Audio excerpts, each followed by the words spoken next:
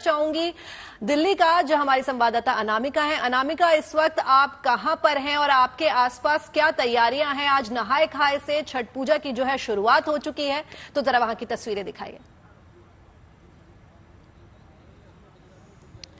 बिल्कुल, छठ पूजा का त्योहार पूर्वांचल तक सीमित नहीं है। राजधानी दिल्ली में भी इसकी तैयारी चल रही है। 4 दिन का महापर्व है और जब सूरज को अर्घ्य दिया जाएगा आखिरी के 2 दिनों में सुबह शाम, उसके लिए दिल्ली सरकार ने काफ़ी तैयारियां की हुई है। आईटीओ घाट पर इस समय हम मौजूद हैं और यमुना घाट के ठीक सामने टेंट लगाए गए हैं। व्यवस्था की गई है क्योंकि यमुना प्रदूषित है, इसलिए टेंट से पूरा कवर कर लिया गया है कि कोई यमुना में डुबकी ना लगाए, बल्कि उसके बजाय यहाँ पे एक तालाब बना दिया गया है जिसमें साफ पानी डाला गया है कि किसी को, अगर जितने भी छठ व्रती हैं जो दिल्ली में रहते हैं, वो अगर आईटीओ घाट में आके यमुना के किनारे उपासना करना चाहें सूर्य देव की, तो वो यहाँ पे कर सकते हैं।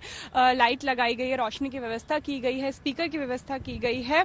आज नहाई खाई का दिन है, किसी भी पवित्र नदी में स्नान करना चाहिए और उसके बाद खरीदारी करते हैं, नए कपड़े पहनते हैं अदिति। लेकिन मैं आपको एक तस्वीर दिखा दूं, भले ही बैरिकेडिंग लगाई गई है, लेकिन जो जिनकी आस्था है जिन लोगों की, वो लोग अभी यमुना के दूसरी तरफ पहुंचे हैं। मनाही के बावजूद भी यहाँ पे जो है वो स्नान किया जा रहा है क्योंकि पानी बहुत साफ नहीं है, प्रदूषित पानी है इस समय दिल्ली की यमुना का। लेकिन फिर भी यहाँ पे छठ की रौनक हमें देखने को मिल रही है। जितने भी छठ व्रती हैं वो पूरे परिवार के साथ यमुना में डुबकी लगा रहे हैं। अगर कोई डुबकी नहीं लगा रहा है तो अर्घ दे रहे हैं, पानी से हाथ पैर धो दे रहे हैं। ये तस्वीर आपको दिल्ली से देखने को मिलेंगी। आज से पर्व शुरू है, इसलिए बाजारों में भी रौनक है। दिल्ली के खरीदारी चल रही है, गेहूं खरीदा जा रहा है, फल खरीदे जा रहे हैं और जैसे कि आपने बताया पूरा भोजन बनाया जाता है, कद्दू की सब्जी बनाई जाती है, चने की सब्जी बनाई जाती है।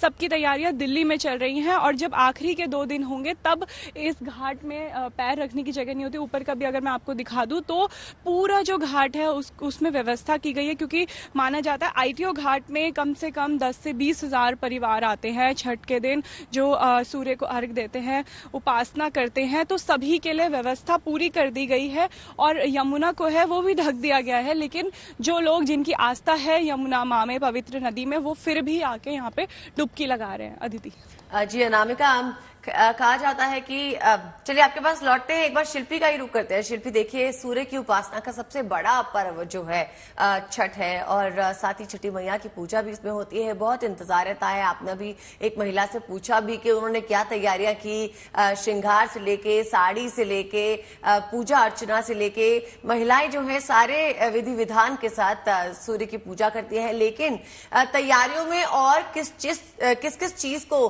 ध्यान में रखा जाता है, ये जानने की कोशिश कीजिए इन महिलाओं से। बिल्कुल एक तैयारी देखिए हम यहाँ पर देख पा रहे हैं, क्योंकि सिंदूर छठ में लगाया जाना बहुत विशेष होता है और विशेष तरीके से उसको लगाया भी जाता है। तो उससे आपका जो सौभाग्य है, छठी मैया की जो कृपा है वो बनी रहती है। तो एक हम चाहेंगे कि गीत जरूर छठी मैया का आप लोग गाएं, क्योंकि उससे ये उत्साह, ये उमंग हम सुन पा रहे हैं, महसूस कर पा रहे हैं। और सिंदूर तो यहाँ पर हेमलता जी लगा रही हैं और एक गीत भी हम लोग सुने इस भी, क्योंकि ये बहुत विशेष होता है। इसका जो महत्व है वो भी बहुत विशेष है। ये बताइए कि ये एक विशेष ऐसा पर्व है जिसमें तैयारी हम देख रहे हैं, सिंदूर भी विशेष तरीके से, कितना ये अच्छा लगता है। और हम लोग को तो बहुत ही अच्छा लगता है। और हम लोग तो यहाँ पर हेमलता दीदी के यहाँ ही हम लोग बहुत अच्छे से मनाते हैं। और ये जो सिंदूर वाला इतना हम लोग को शौक होता है कि मतलब हर पूरे 3 दिन तक बड़े मतलब हर्षोल्लास से ये त्योहार हम लोग मनाते हैं। और आस्था का, परंपरा का ये एक हिस्सा है। लेकिन इसको इस तरह से भी लोग आज के समय में देखते हैं कि ये एक बिल्कुल अलग। हम चाहेंगे छठी मैया का एक गीत।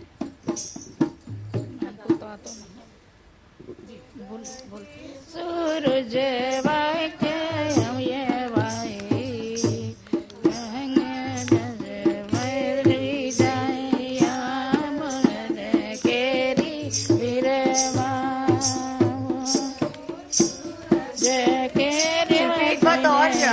ये महिलाएं जो संगीत गा रही हैं, ये संगीत गाना बजाना हो रहा है, लेकिन कहते हैं ना कि ये व्रत जो है बहुत ही कठिन है। इसमें 36 घंटों तक आप जब उपवास में होते हैं तो काफी कठिन जो है रूल्स का पालन करना पड़ता है। तो एनर्जी ये गीत गाने की सिर्फ आस्था से आ सकती है, लेकिन और ऐसे क्या क्या रूल्स हैं जिन्हें महिलाएं फॉलो करती हैं? बिल्कुल, देखिए ऊर्जा गीतों से मिलती है, लेकिन और क्या क्या रूल्स हैं और क्या क्या ऐसे नियम हैं जो इस व्रत में आप लोग पालन करती हैं? इस व्रत में सबसे पहले तो साफ सफाई तो हफ्तों से, दिवाली से ही शुरू हो जाती है, लेकिन जिस दिन नहाय खाए होता है उस दिन ज्यादा सफाई करके घर पूजा पाठ सब करके, और फिर हम लोग साफ सुथरा कपड़ा पहन के और जाते हैं, पहले सारी खरीदारी करते हैं और खरीदारी करके उसको लाके ऐसी जगह रखते हैं कि जहां बच्चे या कोई ऐसे हाथ ना लगा दे उसको।